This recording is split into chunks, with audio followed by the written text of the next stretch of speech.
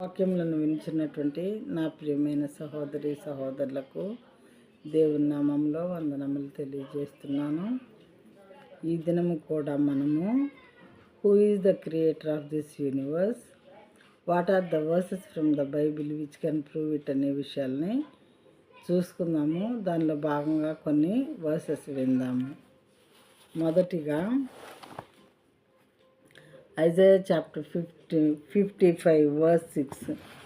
Isaiah chapter 55 verse 6. Seek the Lord while he may be found. Call upon him while he is near. తెలుగులో యెహోవా మీకు దొరుకు కాలమందు ఆయనను వెదకుడి, ఆయన సమీపముగా ఉండగా ఆయనను వేడుకోండి. అంటే యెహోవా దేవుడు మనకు దొరకనటువంటి కాలము వస్తుంది. ప్రియమైన వాళ్ళారా, వాక్యం మనకు దూరమైపోయేటటువంటి కాలము వస్తున్నది. ఆయన సమీపంలో ఉన్నప్పుడే మనం ఆయన వేడుకోవాలి అంటే ఆయన గురించి తెలుసుకోవాలి. ముందు తెలుసుకోవాలి అంటే దేవుని బిడ్డల వాక్యాలు చెప్తున్నప్పుడు వినాలి, లేదా బైబిల్ గ్రంథాలు కొనుక్కోనో లేకపోతే ఎవరి దగ్గర అడిగి తీసుకొనో చదువుకోవాలి. మరి నేనే మార్గమును సత్యమును జీవం అని దేవుడు చెప్పారు. ప్రియమైన వారారా, దేనికి మార్గం సత్యం జీవమీనా అంటే పరలోక రాజ్యానికి వెళ్ళటానికి మార్గం చూపించేటటువంటి దేవుడు, స్వర్గానికి మార్గం చూపించేటటువంటి దేవుడు.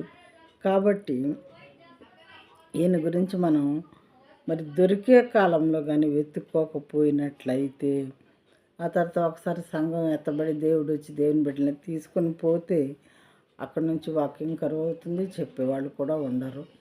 ఇక మనం దేవుని నమ్ముకోవటం అసాధ్యం అవుతుంది. ఆ తర్వాత మరి మనము స్వర్గం ఉండదు కాబట్టి నరకానికే వెళ్ళవలసి వస్తుంది. మరి పుట్టిన ప్రతి ఒక్కరు కూడా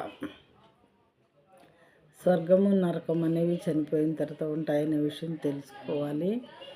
ఆ తర్వాత వాటి నరకానికి వెళ్ళాలని ఎవరు కోరుకోరు, స్వర్గానికి వెళ్ళాలని అందరము అనుకుంటాం. కాబట్టి ఏంటి మార్గం, ఏంటి ఏ వేలో వెళ్తే మనకి ఎవరిని గురించి తెలుసుకుంటే మనకు స్వర్గానికి చేరుకోగలమని అన్వేషించుకోవాలి. ప్రియమైన వాళ్ళారా, ఒకసారి మనం ప్రాణం పోయిన తర్వాత అలాంటివి తెలుసుకోవటం ఇంపాసిబుల్. కాబట్టి ప్రాణం ఉండగానే సత్యాన్ని తెలుసుకొని సర్వసత్యంలోనికి మీరందరూ కూడా నడిపించబడాలని దేవుని నామములో కోరుకుంటున్నాను.